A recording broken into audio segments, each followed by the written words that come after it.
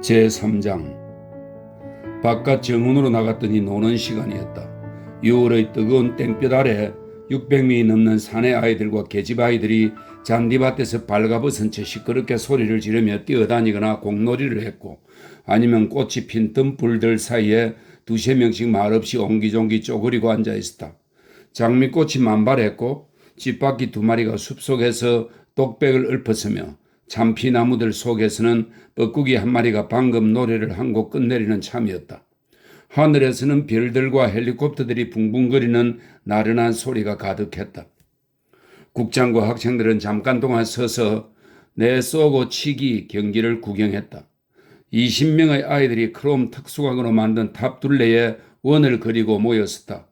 탑의 꼭대기에 마련된 평판 위로 공을 던지면 그 공은 안쪽으로 굴러내려가 빠른 속도로 회전하는 원반 위로 떨어진다.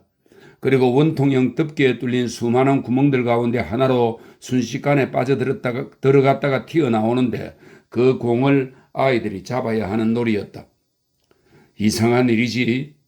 그들이 돌았을 때 국장이 깊은 생각에 잠기며 말했다.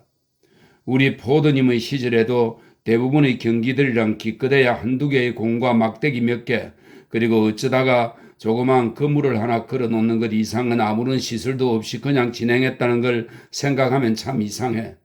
소비를 증가시키는데 아무런 기여도 못하는 복잡한 경기들을 용납하는 우매함을 상상해보라고. 그건 미친 짓이야. 요즘이라면 통제관들이 훨씬 엄격한 기준을 적용해서 최소한 기존 경기들 가운데 가장 복잡한 경기에 필요한 그런 정도의 장비를 갖추거나 그보다 더 많은 장비가 필요하다는 사실을 증명하지 않는 한 어떤 새로운 경기도 승인하지 않을 거야. 그는 하던 얘기를 중단했다. 지중해 개 진달래가 우거진 사이로 후미진 좁은 공간이 나타났는데, 풀이 무성하게 자란 그곳에서는 7살쯤 된 어린 사내아이와 그보다 1살 더 먹어 보이는 자그마한 계집 아이가 새로운 발견에 온통 몰두한 과학자처럼 모든 신경을 집중해서 초보적인 성교놀이를 아주 심각하게 실험하는 중이었다. 멋있어, 멋있어. 부하본부 국장에 감동해서 되풀이해 말했다. 멋있습니다. 소년들이 얌전하게 맞장구를 쳤다. 하지만 그들의 미소는 상당히 잘난 체하며 깔보는 그런 미소였다. 그들은 이와 비슷한 어린애 같은 즐거움 따위는 아주 최근에 집어치웠기 때문에 이제 그런 짓을 하는 아이들을 보면 경멸을 느꼈다. 멋있다고? 저것은 어린애 장난에 지나지 않았다. 2명의 풋내기 어린애들. 나는 늘 이런 생각을 하지.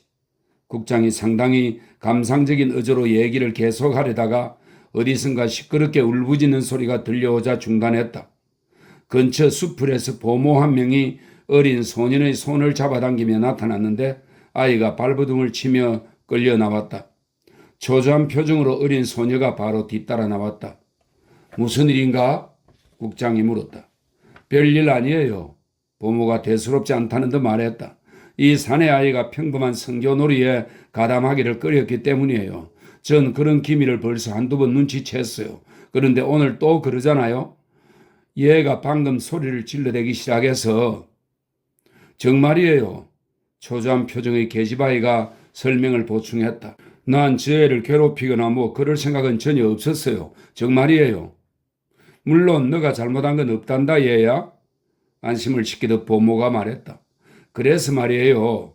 다시 국장에게로 시선을 돌리며 그녀가 얘기를 계속했다. 전 이 애를 심리부 차장님께 데리고 가서 보이려고 합니다. 혹시 비정상적인 면이 없는지 확인하고 싶어서요. 아주 잘 판단했어. 국장이 말했다. 끌고 가도록 해. 너는 여기 있거라 얘야. 여전히 소리를 질러대는 소년을 보모가 끌고 가는 사이에 국장이 계집아이에게 덧붙여 말했다. 이름이 뭐지? 폴리 트로츠키요. 이름이 참 예쁘구나. 국장이 말했다. 어디 가서 같이 놀 다른 어린 소년을 찾아보도록 해라. 아이는 숲으로 달려 들어가 시야에서 사라졌다. 앙증맞고 귀여운 것 같으니라고 계집아이의 뒷모습을 쳐다보며 국장이 말했다. 그러더니 학생들에게도 다시 시선을 돌렸다. 지금 내가 하려는 얘기가 믿어지지 않을지도 모르겠다. 하지만 역사를 잘 모를 때는 과거에 관한 대부분의 사실이 정말로 믿을 수 없는 얘기처럼 들린단다. 그는 놀라운 진실을 털어놓았다. 우리들의 포드님 시대 이전의 무척 오랜 기간 동안, 그리고 심지어는 그 후에 여러 세대에 걸쳐서 아이들의 성적인 유인은 비정상적이라고 간주되었고, 이때 요란한 폭소가 터져나왔다. 비정상적일 뿐 아니라 사실상 부도덕하다고 사람들은 생각했으며 따라서 엄격하게 금지했었다. 얘기를 듣던 학생들의 얼굴에는 놀라서 어리벙벙해진 표정이 역력했다. 어린아이들이 불쌍하게도 즐거움을 누리지 못하다니 그들은 이런 얘기가 좀처럼 믿어지지 않았다. 사춘기 아이들도 마찬가지였단다. 부하본부 국장이 말했다. 심지어는 너희들 같은 사춘기의 아이들까지도 말이다. 그럴 리가요. 남모르게 행하는 약간의 은밀한 자위 행위와 동성연애 이외에는 전혀 아무것도 할 수가 없었어. 아무것도요? 대부분의 경우에는 20살이 되기 전까지 금지했으니까. 20살이요? 믿어지지 않는다는 듯 학생들이 이구동성으로 외쳤다. 20살까지 말이다. 국장이 되풀이해서 말했다. 믿지 못할 거라고 내가 그랬잖아. 그래서 어떻게 되었나요? 그들이 물었다. 그 결과는 무엇이었나요? 결과는 끔찍했지. 우렁차고 굵은 목소리가 대화에 끼어들자 그들은 깜짝 놀라 뒤를 돌아다 보았다. 작은 집단을 이룬 견학단의 곁에 어떤 낯선 사람이 서 있었다. 보통 키에 머리카락이 검고 매부리 코이며 붉은 입술은 통통하고 검은 눈이 아주 예리해 보이는 남자였다. 끔찍하고 말고 그가 되풀이해서 말했다. 이때 부하본부 국장은 꽃밭들 사이에 편리하게 여기저기 배치한 어느 의자에 잠시 앉아 있었는데 낯선 남자를 보자 강철과 고무로 만든 그 의자에서 벌떡 일어나더니 두 손을 내밀고 잔뜩 미소를 지으며 감격한 표정으로 달려나갔다. 통제관님, 이 얼마나 생각지도 못했던 기쁨입니까? 얘들아 무엇들 하고 있느냐? 이분은 통제관이신 무스타파 몬드 포드님이시다. 여기에서 포드는 높은 사람을 지칭하는 경칭이라는 설명이 있습니다. 무스타파 몬드 포드님이시다. 본부의 4층 방에서 동시에 4층계의 전기시계가 내시를 쳤다. 나팔 주둥이 같은 확성기들에서 형체가 보이지 않는 목소리가 울려 퍼졌다. 제1주간 근무조 작업 끝, 제2주간 근무조와 임무 교대, 제1주간 근무조 작업 끝. 탈의실 올라간 승강기 안에서 헨리 포스트와 기능 설정 보조원은 심리국의 버나드 마르커스에게 상당히 노골적으로 등을 돌렸다. 두 사람에게 버나드 마르커스는 평판이 좋지 못한 기피 인물이었다.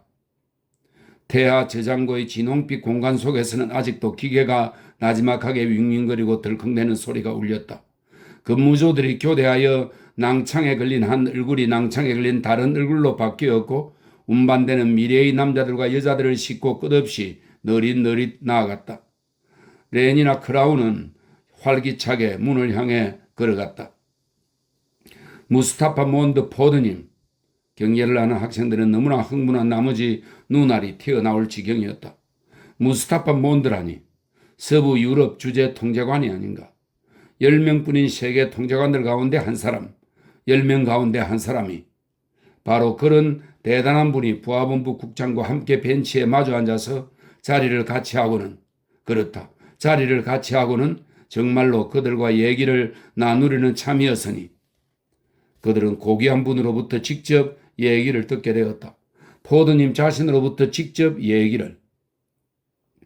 새우처럼 빨갛게 햇빛에 탄 두 아이가 근처 등불에서 나오더니 놀라서 휘둥그레진 눈으로 그들을 잠깐 물끄러미 쳐다본 다음에 나뭇잎 속에서 즐기던 장난으로 되돌아갔다.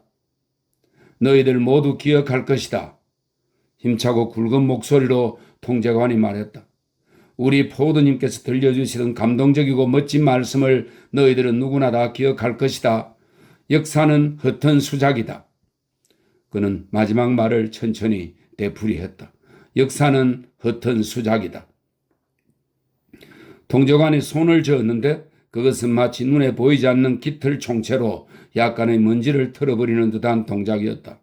그가 쓸어버린 먼지는 하라파였고, 이 하라파는 인도의 인더스강 유역으로서 모헨조다로와 더불어 유명한 인더스 문명의 유적지입니다. 그가 쓸어버린 먼지는 하라파였고 갈대아의 우르였다. 그는 또한 거미줄도 조금씩 쓸어냈으니 그가 털어낸 거미줄은 테베와 바빌론이요 크노소스와 미케네였다.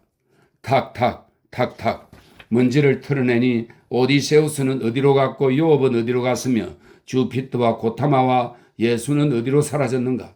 탁탁 털면 아테네와 로마, 예루살렘과 중앙왕국이라고 일컬어지는 캐캐묵은 먼지의 얼굴들, 그들 모두가 사라졌다. 탁탁 털어내니 이탈리아가 들었었던 자리가 텅 비어버렸다. 탁탁 성당들이 탁탁탁탁 리어 왕과 파스칼의 팡세가 탁탁 그리스도의 순환이 탁탁 진홍고기 탁탁 교양하기 탁탁. 오늘 저녁에 촉감 영화 구경 안 가겠어요, 헨리? 기능 설정 보조원이 물었다.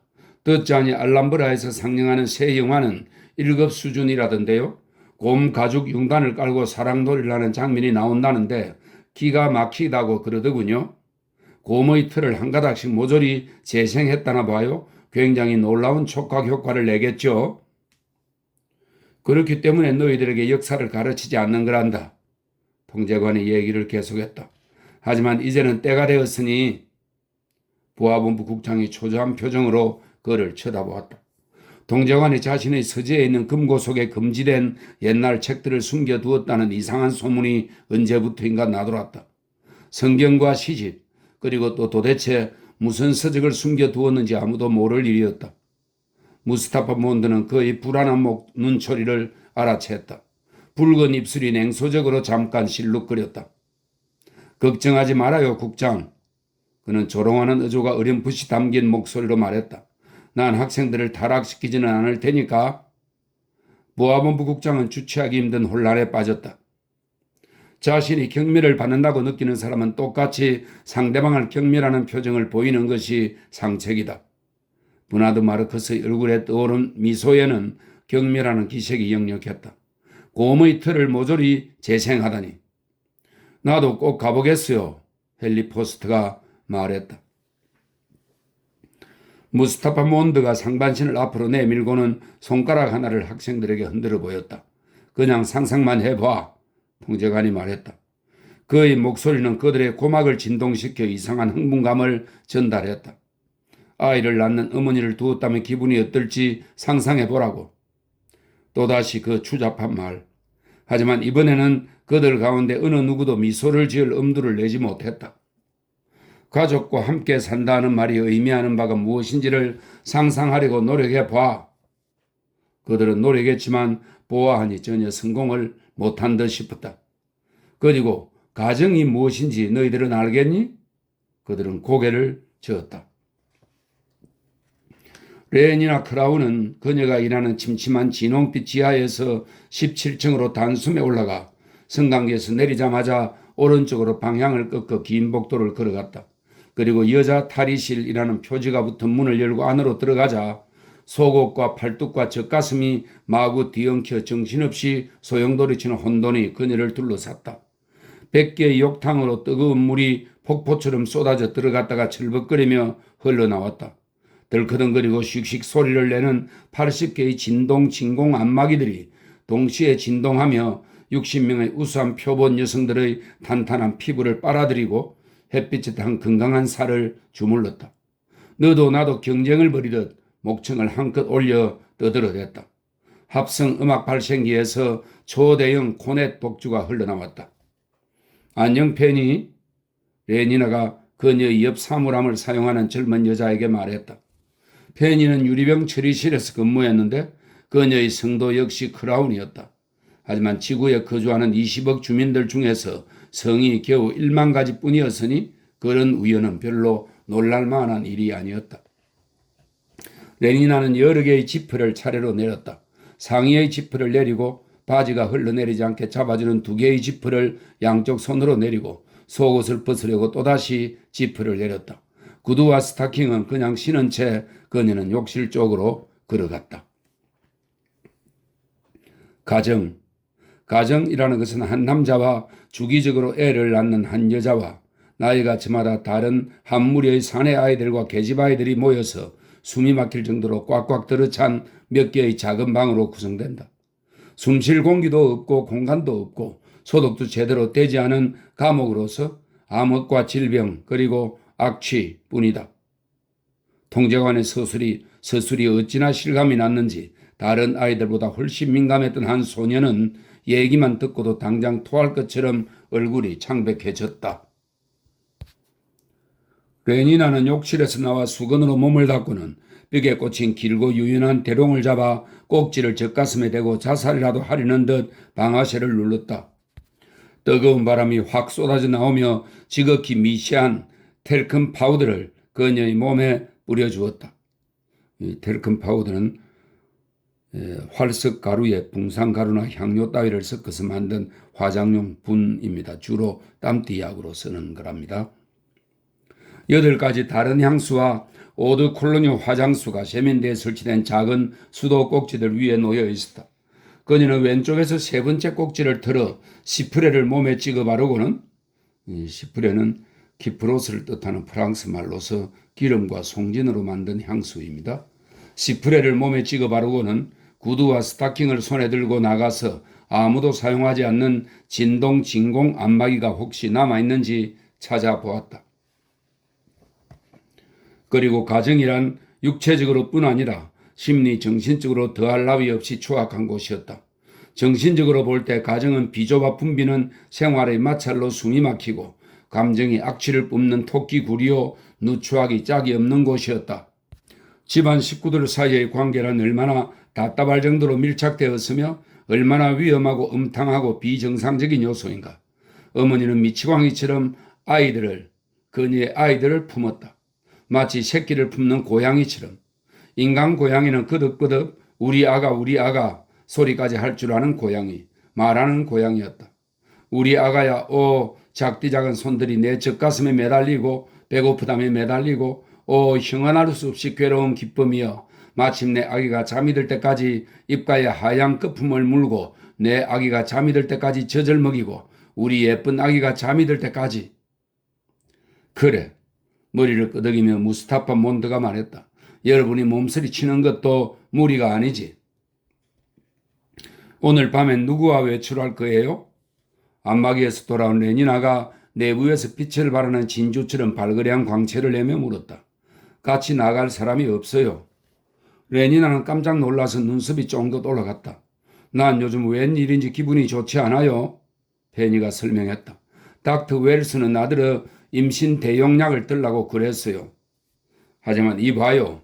페니는 겨우 19살밖에 안 되었잖아요. 그런 대용품은 21살까지는 복용할 의무가 없어요. 그건 나도 알아요. 하지만 보다 일찍 시작하는 편이 바람직한 사람들도 있잖아요. 닥터 웰스는 나처럼 검은 머리에 골반이 넓은 여자들은 17살부터 임신 대용약을 먹어야 한다고 그랬어요. 그러니까 난 사실 2년이 빠른 게 아니라 2년이나 늦은 셈이죠. 그녀는 사물함의 문을 열고는 위쪽 선반을 손으로 가리켰는데 그곳에는 딱지를 붙인 작은 병들과 상자들이 줄을 지어 쌓여 있었다. 난소 황체 시럽. 레니나가 병에 적힌 이름들을 읽었다. 신선함을 보장하는 난소 정제. 포드 기원 632년 8월 1일 이후에는 사용을 금함. 유선 추출액. 물을 약한 타스 하루에 3회 식사 전에 복용. 태반 정제. 사날에 한 번씩 정맥 주사로 5cc씩 맙소사. 레니나가 몸을 부르러 떨었다. 난 정맥 주사가 정말로 싫어요. 페니는 안 그래요? 그래요. 하지만 저 주사가 좋은 점이 한 가지. 페니는 보기 드물게 똑똑한 여자였다. 무슨 아리송한 이유에서인지는 몰라도 우리의 포도님은 심리학적인 문제를 얘기할 땐 언제나 자신을 프로이트라고 스스로 불렀으므로 그 호칭을 따르자면 우리의 프로이트님은 가족 생활에 소름 끼치는 위험성들을 최초로 폭로한 인물이었다.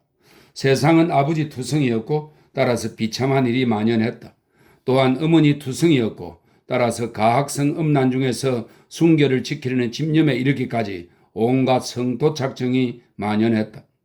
그리고 형제들과 누이들과 삼촌들과 숙모들로 인해 광증과 자살이 만연했다. 그렇긴 해도 뉴기니 이난의 어떤 섬에 사는 사모아의 야만들 사이에서는 열대의 햇살은 따끈한 꿀처럼 히비스커스 꽃들 사이에서 혼음을 즐기며 뛰노는 아이들의 발가벗은 몸을 비추었다. 종려나무로 이형을 얹은 20채의 집은 어디나 다 가정이었다. 트러브리안드 제도에서는 동남 뉴기니 이난의 작은 섬들로 이루어진 제도로 파푸아의 일부입니다. 트러브리안드 제도에서는 임신이란 조상들의 홀령이 행하는 일이고 아버지라는 말은 어느 누구도 들어본 적이 없었다. 양극은 서로 만납니다. 통제관이 말했다. 필연적으로 만나게끔 되어 있어요. 닥터 웰스는 임신 대용량을 3개월만 복용하면 앞으로 3, 4년 안에 내 건강이 굉장히 달라질 거라고 그랬어요. 글쎄요. 의사 선생님의 말대로 되었으면 참 좋겠군요. 레니나가 말했다. 하지만 페니, 그럼 앞으로 석 달 동안 페니는 전혀 그러지 않을 생각이... 그건 아니에요. 한두 주일 정도면 그만이죠. 나는 저녁이면 회관에 가서 음악 휴식을 취하며 시간을 보낼 작정이에요. 레니나는 외출하려는 모양이죠? 레니나가 머리를 끄덕였다. 누구하고요? 헨리 포스트요. 또요? 무척 둥글고 상냥해 보이는 페니의 얼굴에서는 못마땅하고 고통스러운 경악의 표정이 나타났다. 그러니까 레니나는 아직까지 헨리 포스트하고만 같이 다닌다는 얘기인가요? 어머니와 아버지, 형제와 자매가 있었다. 그리고 남편과 아내와 연인도 존재했다. 그뿐만이 아니라 일부 일처제와 낭만이란 것도 있었다. 너희들은 아마 그것들이 무엇인지 이해조차 못하겠지만 말이다. 무스타파 몬드가 말했다. 학생들은 머리를 끄덕였다. 가족, 일부 일처제, 낭만. 그로 인해서 어디를 가나 배타성이 존재했고 어디를 가나 관심은 한 곳으로만 쏠렸고 충동과 정력은 좁다란 분출구를 통해서만 발산되었다. 하지만 모든 사람은 다른 모든 사람을 공유한다. 최면 학습에 나오는 잠언을 인용해서 그는 결론을 내렸다. 어둠 속에서 6만 2천 번 이상 반복하여 들었던 잠언인지라 학생들은 그 결론에 완전히 동의했다. 그들은 단순한 진실로서만이 아니라 자명하고 전혀 반박의 여지가 없으며 격언이 되다시피 한 진리로서 받아들이겠다는 뜻으로 머리를 끄덕였다. 하지만 내가 헨리하고 사귄 건 이제 겨우 4개월밖에 안 되었어요. 레니나가 항의했다. 겨우 4개월밖에라뇨? 그거 참 말 한번 잘했군요. 그게 전부가 아니죠. 꾸짖기라도 하듯 손가락을 해가며 페니가 말을 이었다. 그토록 오랫동안 레니나는 헨리 이외에 어느 누구하고도 관계가 없었단 얘기잖아요. 안 그래요? 레니나는 얼굴이 새빨개졌지만 그녀의 눈초리와 목소리는 여전히 당당했다. 그래요. 다른 사람은 아무도 없었어요. 그녀는 떼들기라도 할 기세로 대답했다. 그리고 난 왜 꼭 다른 남자를 사귀어야 하는지 납득도 안 가요. 저런 왜 꼭 다른 남자를 사귀어야만 하는지 납득이 안 간다 이 말이군요. 마치 레니나의 뒤에 숨어서 엿듣는 누구라도 있는 듯 페니가 레니나의 왼쪽 어깨 너머로 되풀이해서 말했다. 그러더니 그녀는 갑자기 어조를 바꾸었다. 하지만 이건 진지한 얘기인데요. 난 정말이지 레니나가 조심해야 한다고 생각해요. 이런 식으로 한 남자하고만 계속해서 사귄다는 건 한심할 정도로 나쁜 태도예요. 40살이나 35살이라면 그것도 별로 나쁘지 않겠지만요. 하지만 이 나이에 그러다니 레니나. 그래요. 정말 그래서는 안 돼요. 정열적이거나 질질 오래 끄는 모든 관계를 부하본부 국장님이 얼마나 강력히 반대하시는지는 레니나도 잘 알잖아요. 다른 남자는 한 명도 사귀지 않고 헨리 포스트와 넉 달 동안이나 그러다니 세상에 국장님이 알기라도 했다가는 굉장히 화를 내시겠어요? 수도관 속에 갇혀 압력을 받는 물을 생각해 보거라. 학생들은 그런 생각을 해보았다. 내가 거기에 구멍을 하나 뚫는다면 어떻게 될까? 통제관이 말했다. 얼마나 힘차게 물이 뿜어져 나오겠는가? 그가 구멍을 20개 뚫었다고 해보자. 20개의 물줄기가 힘없이 졸졸 흘러나올 것이다. 우리 아가, 우리 아가. 어머니, 광증이 전염병처럼 번져나간다. 내 사랑, 오직 하나뿐인 아이, 소중하고도 소중한 어머니, 일부 일처제, 낭만, 높이 세차게 분출되어 나오는 물, 거품을 뿜고 사납게 마구 쏟아져 나오는 물길. 충동은 분출구가 오직 하나뿐이다. 내 사랑, 내 악이 현대인 이전의 한심한 인간들이 사악하고 미치고 비참했다는 사실은 전혀 놀랄 일이 아니다. 그들의 세계는 그들에게 일을 쉽게 처리하도록 용납하지 않았고 건전하고 행복한 덕망의 삶을 살아가게끔 용납해 주지도 않았다. 어머니들과 연인들, 금기들로 인해 그들은 복종하게끔 훈련되지 않았고 온갖 유혹과 고통스러운 양심의 가책 때문에 온갖 질병들과 끝없이 홀로 시달려야 하는 고통 때문에 불확실성과 가난 때문에 그들은 억지로 강한 척 해야만 했다. 그리고 강한 척 하면서 더구나 무기력하게 혼자 고립된 상태에서 혼자 존재하는 상태에서 어떻게 그들이 안정을 찾을 수 있었겠는가?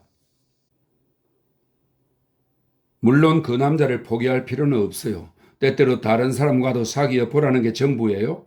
그 남자는 다른 여자들하고도 사귀겠죠. 안 그래요? 레니나는 그렇다고 시인했다. 물론 그에게 여자들이 없을 리가 없겠죠. 헨리 포스트는 완벽한 신사라서 항상 처신이 올바르다고 믿어도 좋아요. 하지만 국장님도 염두에 두어야 해요. 얼마나 깐깐한 사람인지는. 머리를 끄덕이며 레니나가 말했다. 그분이 오늘 오후에 내 엉덩이를 만져주었어요. 그것 보라고요. 베니가 의기양양해서 말했다. 그걸 보면 국장님이 원하는 바가 무엇인지 분명해지잖아요. 가장 엄격한 원칙이죠. 안정이다. 통제관이 말했다. 안정을 추구해야 한다. 사회적인 안정이 없다면 어떤 문명세계도 존재하지 못한다. 개인적인 안정이 마련되지 않으면 어떤 사회의 안정도 존재하지 못한다. 그의 목소리는 나팔 같았다. 그 소리를 듣자 학생들은 훨씬 으쓱하고 아늑한 기분이 들었다. 기계가 돌아가고 계속해서 영원히 돌아가야만 한다. 가만히 서 있으면 그것이 바로 죽음이다. 10억의 인간이 지구의 표면에서 바글바글 끓었다. 바퀴들이 돌아가기 시작했다. 150년이 지나고 나자 인구는 20억이 되었다. 모든 바퀴들을 멈추어 보라. 150주일이 지나면 1000 곱하기 1000 곱하기 1000명의 남자들과 여자들이 굶어 죽어서 인구는 다시금 겨우 10억으로 줄어들 터였다. 바퀴들은 끊임없이 돌아가야 하지만 누가 돌보지 않으면 돌아가지 못한다. 바퀴들을 돌봐야 하는 사람들이, 축에 달린 바퀴들만큼이나 변함없이 꿋꿋한 사람들이, 건전한 사람들이, 순종하는 사람들이, 만족스러운 삶에서 안정을 찾는 사람들이 필요하다. 우리 아기, 우리 어머니, 오직 나만의 소유, 하나뿐인 사랑을 외치고 내가 저지른 죄, 내가 섬기는 무서운 하나님을 부르며 신음하고 고통스러워서 비명을 지르고 열병에 시달려 헛소리를 하고 늙고 가난한 신세를 한탄한다면 그런 자들이 어찌 바퀴를 보살필 능력이 있겠는가? 그리고 만일 그들이 바퀴를 돌보지 못한다면 1000 곱하기 1000 곱하기 1000명의 남자들과 여자들의 시체를 매장하거나 태워버리기는 힘든 일이라. 그리고 어쨌든 헨리 이외의 남자를 한두 명 더 사귄다 해도 전혀 고통스럽거나 불쾌한 일도 아니잖아요. 페니의 어조는 타이르는 말투였다. 그리고 레니나가 조금쯤 더 혼음을 즐겨야 한다는 사실이 분명한 마당에 안정이다. 통제관이 주장했다. 안정을 추구해야 한다. 최초의 그리고 최후의 필요성이기 때문이다. 안정, 이 모두가 다 그것 때문에 필요하다. 그는 손을 저어서 꽃밭들과 거대한 습성훈련본부 건물과 숲을 속에서 은밀한 장난을 치거나 잔디밭을 뛰어다니는 발가벗은 아이들을 가리켰다. 레니나는 슬레슬레 고개를 저었다.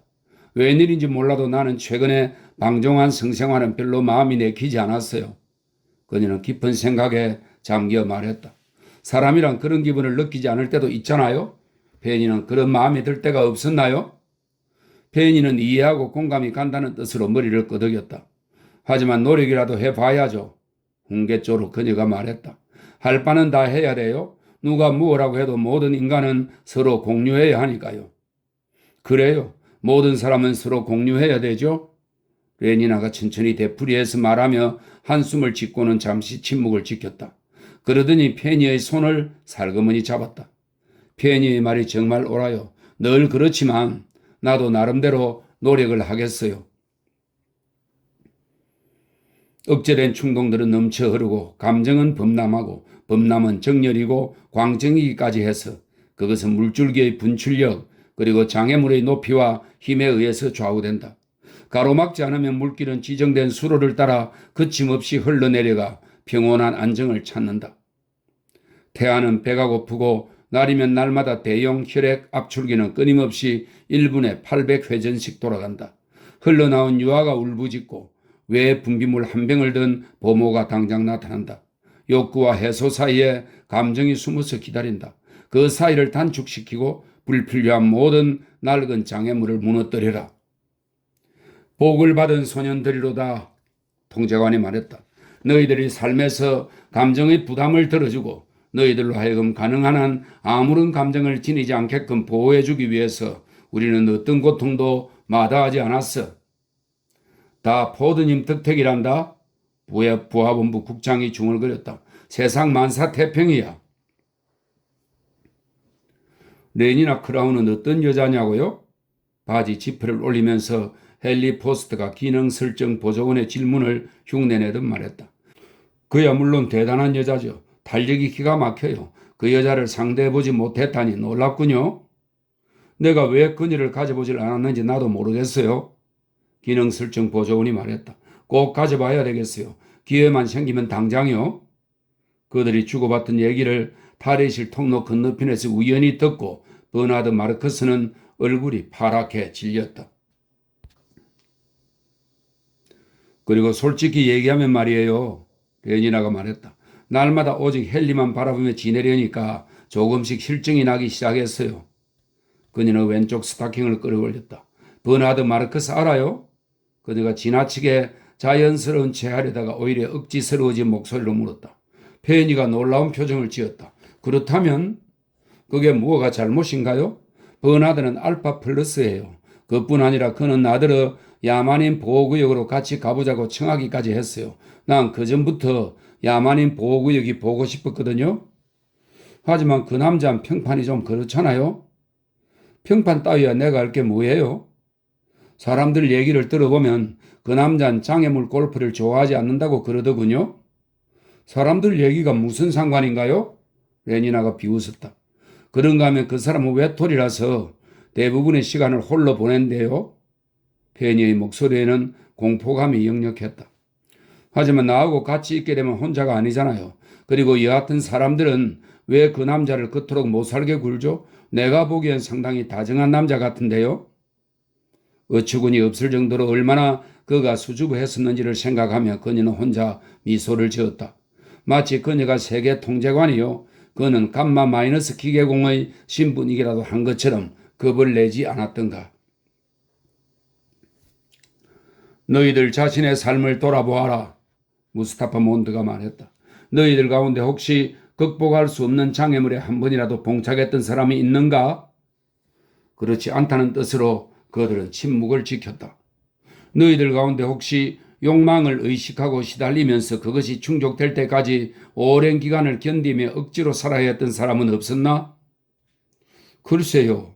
한 소년이 말문을 열고는 머뭇거렸다. 어서 얘기해봐. 보안본부 국장이 말했다. 포드님께서 기다리게 하지 말고 저는 언젠가 어느 소녀가 저를 원할 때까지 그의 사주일을 기다려야만 했던 적이 있었습니다. 그래서 그 결과로 강렬한 감정을 느꼈나? 끔찍했어요. 끔찍했다는 것 바로 그거야. 통제관이 말했다.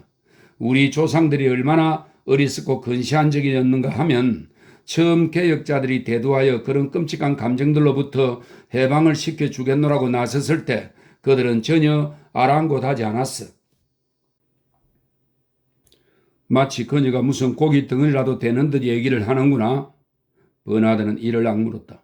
그 여자 여기를 맛보고 저기를 즐기고 마치 양고기처럼 말이야. 그녀를 양고기 정도로 몰락시키다니. 그녀는 생각해 보겠다고 하고는 이번 주일에 대답을 해주겠다고 약속했는데 오 포드님이여 포드님이여 포드님이여. 버나드는 그들에게로 달려가서 면상을 냅다 갈기고 또 후려 갈겨주고 싶었다. 그래요. 정말 그 여자 한번 먹어볼만 해요. 헨리 포스트가 말했다. 체외 생식을 예로 들어보겠다. 피츠너와 가와구치는 모든 기술을 이미 개발해 놓았다. 하지만 각국 정부가 그런 기술을 그들 뜻보기나 했던가? 아니다. 기독교 사상이라는 것이 문제였지. 여자들은 계속해서 억지로 모체 태생을 할 수밖에 없었다. 그 사람 너무나 못생겼어요. 페니가 말했다.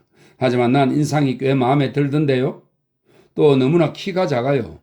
왜소함이란 너무나도 전형적인 하층 계급의 흉측감을 상징했기 때문에 페니는 얼굴을 찡그렸다. 난 그 사람이 작아서 오히려 상당히 정이 가던데요. 레니나가 말했다. 어루만져 주고 싶은 기분이 들 지경이죠. 알잖아요. 고양이처럼. 페니는 충격을 받았다. 사람들 얘기를 들어보니까 그가 아직 병 속에 들어있을 때 누가 실수를 해서 그가 감마인 줄 알고는 대용 혈액 속에 알코올을 넣었대요. 그래서 그렇게 발육이 안 됐다는군요. 그게 무슨 말도 안 되는 소리예요. 레니나가 격분했다. 수면학습이 사실상 영국에서는 금지되었어. 자유주의라는 것 때문이었지. 무슨 집단인지 너희들은 잘 모르겠지만 어쨌든 의회라는 기관에서 그것을 반대하는 법을 통과시켰단다. 참고가 될 만한 기록들이 남아있지. 백성의 자유에 관한 연설들이 말이야. 비능률적이고 비참해질 수 있는 자유, 엉덩이에 뿔이 난 소처럼 살아가는 자유. 하지만 내가 장담하겠는데 당신도 환영이에요. 당신도 환영이라고요? 헨리 포스터가 기능설정 보좌관의 어깨를 두드렸다. 누가 뭐라고 해도 모든 사람은 만인의 공동 소유물이니까요. 4년에 걸쳐 일주일에 3일 밤 동안 100번씩 반복되었지. 최면학습의 전문가인 버나드 마르커스는 생각했다. 62,400번의 반복은 하나의 진리를 만든다. 백치들. 신분제도 역시 마찬가지였어. 끊임없이 제한하고 끊임없이 거부당하고 민주주의라고 하는 것이 있었기 때문이지. 마치 인간이 물리적으로 그리고 화학적으로 동등한 존재 그 이상은 아무것도 아니라는 진리를 알지도 못하는 듯 떠들어대기만 했으니 말이야. 글쎄요. 난 그의 초청을 받아들이겠다는 얘기밖에는 못하겠어요. 버나드는 그들을 정오하고 또 정오했다. 하지만 그들은 둘이었고 몸집이 컸으며 힘으로는 당해낼 재간이 없었다. 9년 전쟁은 포드 기원 141년에 시작되었다. 비록 그의 대용 혈액 속에 알코올이 들어갔다는 얘기가 사실이더라도 마찬가지예요. 포스겐, 클로로피크린, 요오드, 아세트산 에틸, 디페닐 청산화 비소, 삼염화 메틸, 클로로포로메이트, 황화 디클로로에틸이 동원되었다. 청산은 말할 것도 없고. 난 그 말을 절대로 믿을 수가 없어요. 레니나가 결론을 내렸다. 3개 대형으로 발진하는 14,000대의 비행기가 일으키는 소음. 하지만 크루피르스텐담과 제8 아롱디스망에서는 비탈 저탄의 폭발이 종종 봉투를 터뜨리는 소리보다 별로 크지도 않았어. 난 정말로 야만인 보호구역을 보고 싶으니까요.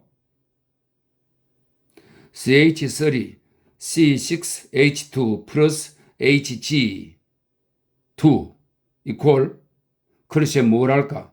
땅바닥에 뚫린 거대한 구멍, 돌 무더기, 살점과 점액 및 몇 덩어리, 아직 군화를 그대로 신은 발 하나가 공중으로 날아가서 주홍빛 양아육 꽃들 한가운데 덜썩 떨어졌다.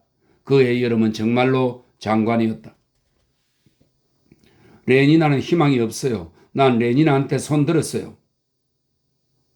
물의 공급원을 오염시키는 러시아의 기술이 특히 기발했어.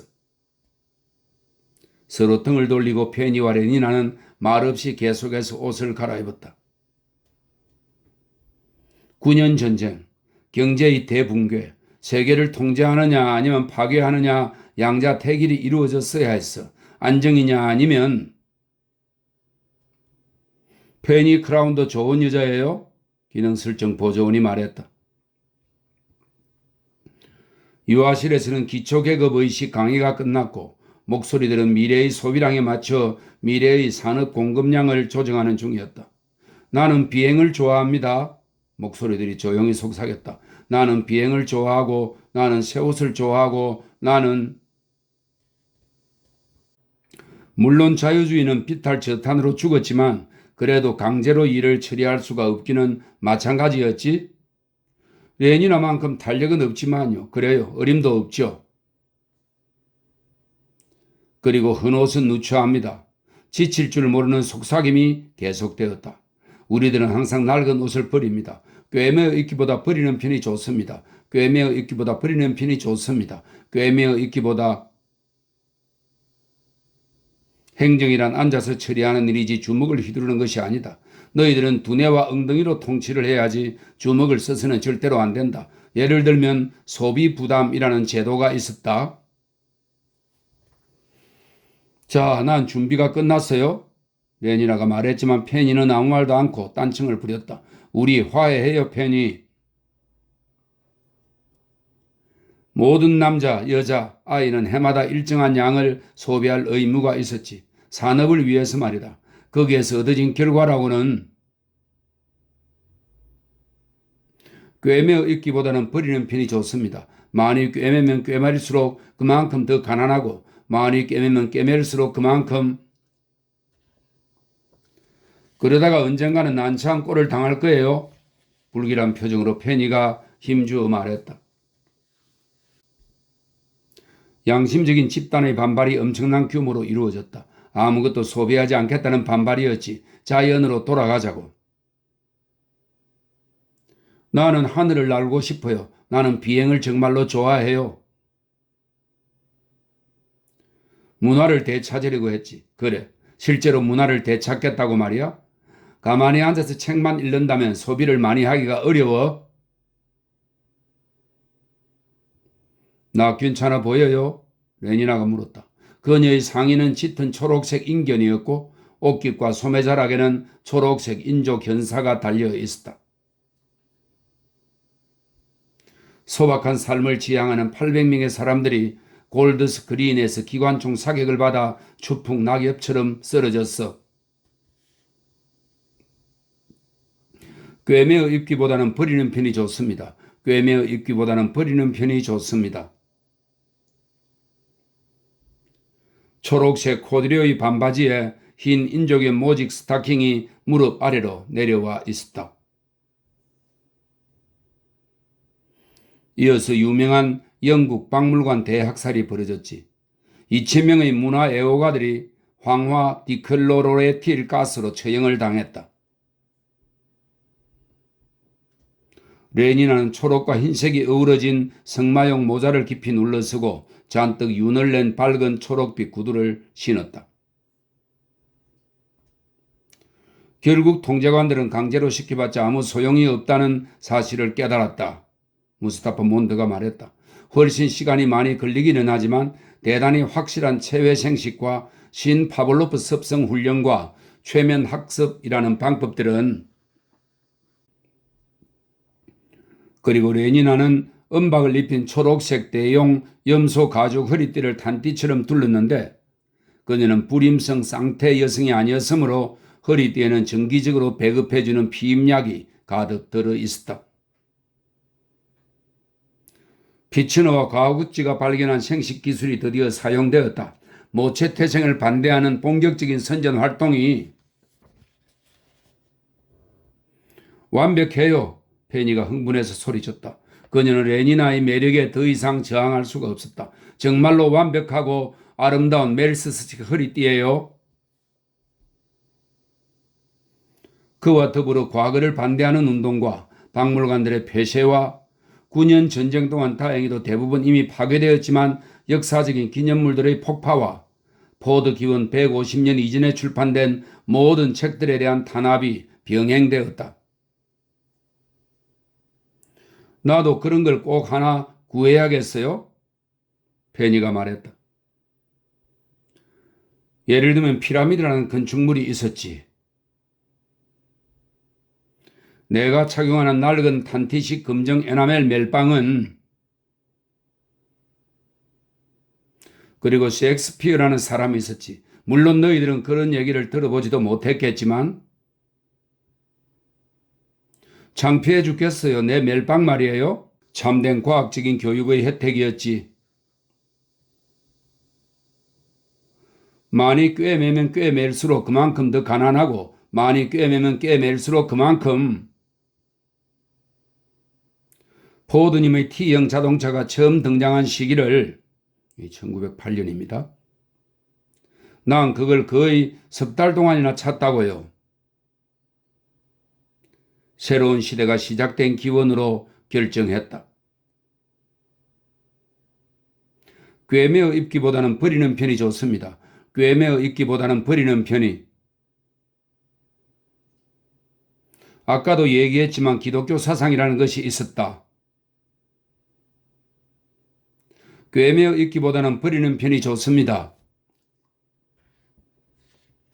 소비 미달의 윤리성과 철학은 나는 새 옷을 좋아하고 나는 새 옷을 생산 미달의 시대에는 분명히 필수적이었지만 기계와 질소 고정의 시대에는 분명히 사회에 대한 범죄가 된다. 헨리 포스트한테서 선물로 받은 거예요. 모든 십자가는 윗부분을 잘라버려서 T자가 되게 했다. 또한 신이라는 개념도 있었다. 진짜 대용 염소 가죽이에요. 우리들은 이제 세계국을 이루었다. 그리고 포드의 날을 기념하는 행사들과 공동체 참가와 단체 예배식이 생겨났다. 정말이지 난 저들이 너무나 밉다. 버나드 마르크스가 생각했다. 천국이라는 개념도 있었지만 그럼에도 불구하고 어쨌든 사람들은 굉장히 많은 양의 술을 마셨다. 고깃덩이처럼 온통 고깃덩이 뿐이라는 것처럼 영혼 그리고 불멸이라는 개념도 있었다. 그걸 어디서 구했는지 헨리에게 꼭 물어봐 줘요. 하지만 사람들은 모르핀과 코카인을 복용했다. 그리고 더욱 한심한 건 그녀도 스스로 자신이 고깃덩어리라고 생각한다는 사실이야. 2,000명의 약학자들과 생화학자들은 포드 기원 178년에 보조금을 받았어. 저 친구 심통이 난 표정이군요. 기능설정 보조원이 버나드 마르크스를 손으로 가리키며 헨리 포스트에게 말했다. 6년 후에 그것은 상업적으로 대량 생산되었다. 완벽한 약이. 우리 저 친구 골탕 좀 먹일까요? 도취제, 체면제, 유쾌한 환각제. 뿔이 났군요. 마르크스 뿔이 났어요. 어깨를 탁 치는 바람에 깜짝 놀라서 그가 머리를 들었다. 짐승 같은 헨리 포스트였다. 당신한테 필요한 건 소마 한 알이죠. 기독교 사상과 술의 모든 이점을 지녔지만 결점은 하나도 없어. 포드님이여, 나는 저자를 죽여버리고 싶습니다. 생각은 그렇게 했지만 버나드 마르크스는 아니요 감사합니다 라고 말하고는 상대방이 내민 알약통을 물리쳤을 뿐 아무런 행동도 취하지 않았다. 원한다면 언제라도 현실로부터 떠나 휴식을 취하고 두통이나 헛된 관념에 시달리지 않고 다시 돌아올 수 있어. 받아요. 헨리 포스트가 부추겼다. 어서 받으라고요. 안정은 실질적으로 확보되었다. 1세제곱센티미터의 양이면 10가지 침울한 기분이 물러가요. 최면 학습에서 얻은 어설픈 한낱 지혜를 들먹이며 기능설정 보조원이 말했다. 노쇠 현상을 정복하는 과제만이 남았다. 망할 자식, 이 망할 자식, 버나드 마르크스가 소리쳤다. 이런 생식선 호르몬, 젊은 피의 수혈, 마그네슘염, 그리고 욕수를 퍼붓는 것보다는 1g이 더 좋다는 걸 잊지 말아요. 그들은 웃으면서 밖으로 나갔다. 노쇠에 따른 모든 생리학적인 징후가 제거되었다. 그리고 그와 더불어 물론 멜스스 허리띠 얘기를 잊지 않고 그 사람에게 꼭 물어봐요. 페니가 말했다. 그와 더불어 노인의 모든 정신적인 특징들도 제거되었다. 평생 동안 개성들은 변함이 없다. 날이 저물기 전에 난 장애물 골프를 2차례 쳐야 해요. 어서 서둘려야 해요. 일하거나 놀거나 나이에 순에도 우리들의 힘과 취향은 17살 때나 마찬가지다. 고생스러웠던 옛날에는 노인들이 자포자기를 하고 은퇴하고 종교에 의지하고 독서를 하거나 사색하면서, 그렇다, 사색이라는 걸 하면서 시간을 보내고는 했다. 한심한 멍청이들, 돼지 같은 놈들이야. 성강길을 향해 복도를 걸어가면서 버나드는 혼잣말을 했다. 이제는 어찌나 크나큰 발전이 이루어졌는지 노인들도 일을 하고 성행위를 하고 가만히 앉아서 생각에 잠길 짬을 낼 틈이 없고 쾌락 이외의 시간이나 여유를 짜낼 수가 없으며 어쩌다가 불운한 우발적 상황으로 오락으로 꽉 짜인 그들의 생활에 그런 시간에 공백이 생겨난다 해도 그럴 때는 항상 진미의 소마가 마련되어 있어서 방공일을 위해서는 2분의 1g, 주말을 위해서는 1g, 화려한 동양으로의 여행을 위해서는 2g, 그리고 달나라에서 어둠의 영원성을 누리기 위해서는 3g만 복용하면 그만이지.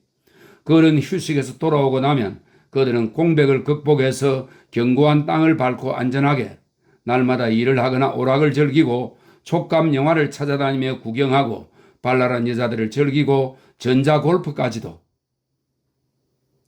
저리 비키어 이 계집애야. 보아본부 국장이 화가 나서 소리쳤다. 저리 비키어 이 꼬마 녀석아. 너희들은 포도님이 바쁘시다는 걸 보면 모르겠느냐? 성적인 유의는 다른 곳에 가서 해. 아이들이 귀찮게 구는 것쯤은 참아야지. 통제관이 말했다. 천천히 꿋꿋하게 은은하게 기계 소리가 윙윙거리면서 운반대들은 1시간에 33cm씩 앞으로 나아갔다. 붉은 어둠 속에서 무수한 유리병들이 반짝였다.